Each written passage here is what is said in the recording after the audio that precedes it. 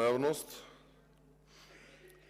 тема на денешнава дискусија, односно на оно што го збориме, е разрешувањето на министерот за информатичко општество, кој што, да бидам искрен, не можам да го запамтам името, бидејќи толку пати се појавил, кажал нешто или направил нешто, но оно што е доста интересно е една изјава која што беше дадена пред 2-3 недели, каде што беше кажано дека Македонија како држава треба да го следи примерот на Естонија. И тоа ни доаѓа истовремено во еден момент кога министерот за информатичко општество треба да се разреши и истовремено се случува крахот со системот во Фондот за здравствено осигурување на Република Македонија. Не знам дали е трагично, дали е комично, но факт е дека поради тој проблем илјадници граѓани во државата останаа кој без плати, кој без лекови, кој без пензии и слично. Но на што многу повеќе ме изненади е тоа што веде премиеров, иако цело време тука со нас седи и како не слуша, нити во еден момент не најде за сходно да излезе, видовме дека знае и да се јави на реплика, да каже зошто предлага разрешување на министрите. Може би смета дека едноставно како пратеници или како јавност не заслужуваме да знаеме. Од друга страна ги гледаме пратениците од владачкото мнозинство како од петни жили се обидуваат да оправдаат дали е тоа образование, дали ова што се случуваше со Фондот за здравство, при тоа не заборавајќи да не потсетат на периодот од пред 7, 8, 10 години, а при тоа нели заборавајќи дека веќе 6 години се цели на власт. И имаме говори од стилот на дека не разбрале или не знаат и говори за тоа дека ова било политичка влада. Која влада не е политичка? Нормално е дека кога сме во политика и дека кога се формира влада, така и да политичка влада. Друго прашање, кое што очигледно не сте во можност да го разберете, што ради недоволно познавање, што поради отсуство на политичка култура, е тоа што кога се формира една политичка влада, се заснова на идеологии врз основа на програма која што треба да се реализира.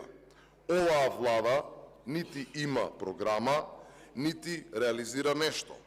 Да има надпревар во неспособност, дури и тогаш ќе го освоите второто место по неспособност, бидејќи сте толку многу неспособни.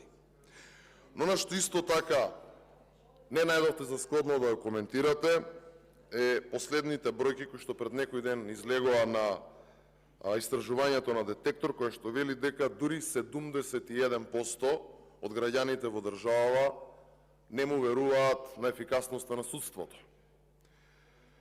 Значи, сите овие други работи кои што се случуваа, чутевте за Фондот за здравство 2 недели, али пред 7, 8 и 10 години знаете да изнесувате тези и да зборувате.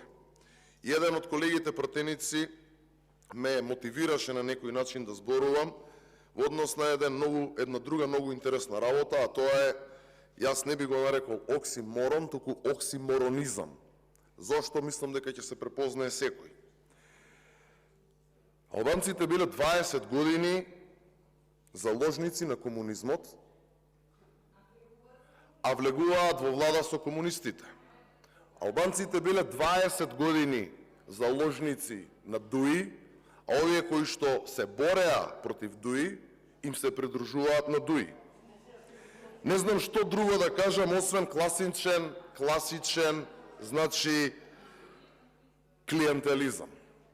Значи, освен тоа, ништо друго. И она што е најинтересно, зборуваме за луѓе кои што од ПДП прешле од ДПА, од ДПА во Алијанса, сега се претопуваат во ДУИ.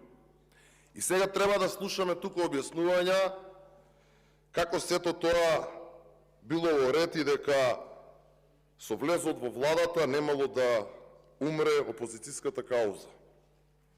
Не знам дали се обидуваат сами себе, дали се обидуваат да си ги убедат нивните најблиски или оние кои што ги гласале, бидејќи ке никој друг не проаѓа.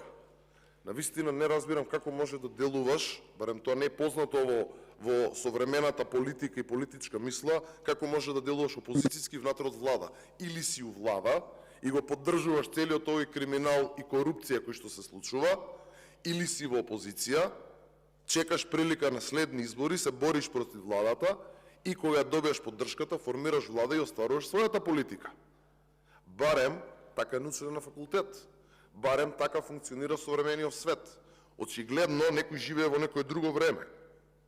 И она што исто така ми беше мощно интересно, што сакам да го искоментираме, велат, ако не влезеле во влада, ќе сме оделе на избори. Има еден цртан филм Том и Джери. Кога Том е насамарен од Джери, кој се гледа во гледало и кој се претвара од мачку магаре. Некако така ми делува целава ситуација. Па дан избори. Ако си опозиција, ако сакаш да дојдеш на власт, идеш на избори. Нормално, ако си сигурен во себе. Во моментов знаеме кој не е сигурен во себе, знаеме какви се бројките, тоа бегаат од избори. Она што исто вака еден оксиморонизам е дека немаат аргумент, значи се враќаме на Грујо. Како било, што било во тоа време. А при тоа значи предлагаат министер кој што со години бил советник на Груевски. Не е тоа оксиморонизам. Исто и од СДСМ колеги. Ќе гласаат сега за министер кој што бил советник на Груевски. А Груевски од уста не го вадите.